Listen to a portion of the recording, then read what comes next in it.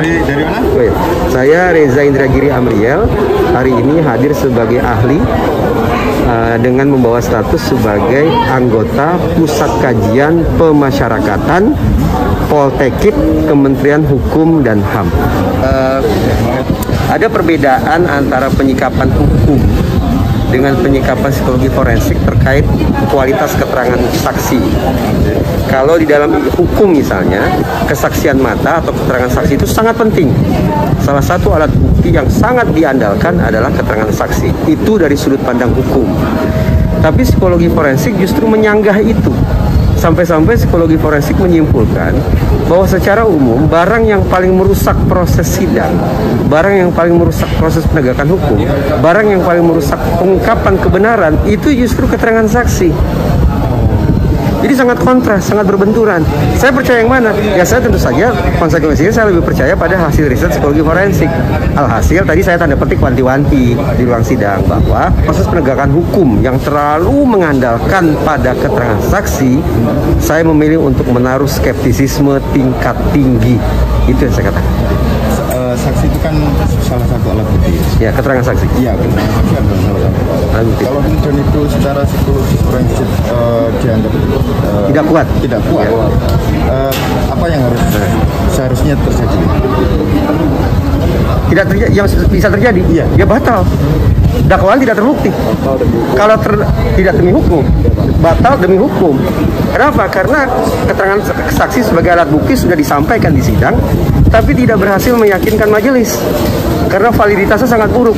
Kalau majelis teryakinkan oleh keterangan ahli bahwa keterangan saksi itu pada dasarnya sangat patut dipertanyakan kualitasnya, maka boleh jadi hakim akan menganggap keterangan saksi tidak bagus, tidak bermanfaat, tidak mendukung dakwaan. Artinya bisa diabaikan. Vonis abaikan. Oh jelas dong. Kalau hakim sudah ragu terhadap satu alat bukti, maka hakim akan abaikan alat bukti itu.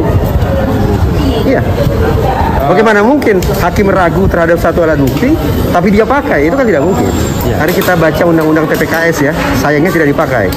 Dalam undang-undang TPKS ada satu pasal bahwa yang dibutuhkan dalam proses sidang itu apa? Hanya 3, sederhana sekali. Satu saksi atau korban. Itu saja. Satu saksi atau korban. 2, satu alat bukti lainnya. 3, keyakinan hakim. Sekarang pertama. Jadi saya katakan keterangan saksi, berarti termasuk keterangan korban, itu validitasnya sangat-sangat meragukan. Satu ya. Berarti udah tumbang satu. Keyakinan hakim tidak bisa kita pengaruhi. Berarti tinggal satu. Apa? Satu alat bukti lain.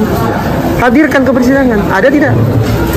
Bahwa sudah terjadi dakwaan itu, terjadi kejahatan seksual itu. Apa alat buktinya? Ada tidak?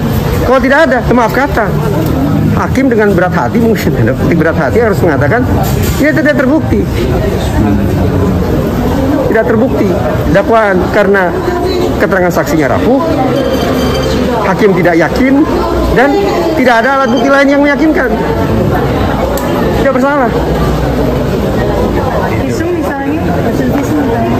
Visum adalah alat bukti lain. Ini silakan diajukan. Silakan ajukan. Nanti hakimnya akan timbang. Ini hasil visumnya meyakinkan atau tidak?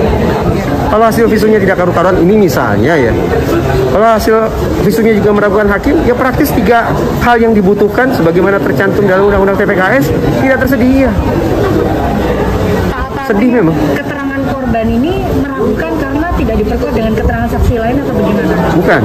Ya. Tanpa harus ada, kita bicara individu per individu. Okay. Bahwa pada dasarnya keterangan saksi, baik itu saksi A, saksi B, saksi C, dan seterusnya, baik itu pengakuan korban, apakah korbannya satu atau korbannya lain, secara umum psikologi forensik sudah sampai pada sebuah simpulan bahwa keterangan pengakuan yang mengandalkan daya ingat manusia itu rapuh serapuh-rapuhnya. Itu kata psikologi forensik.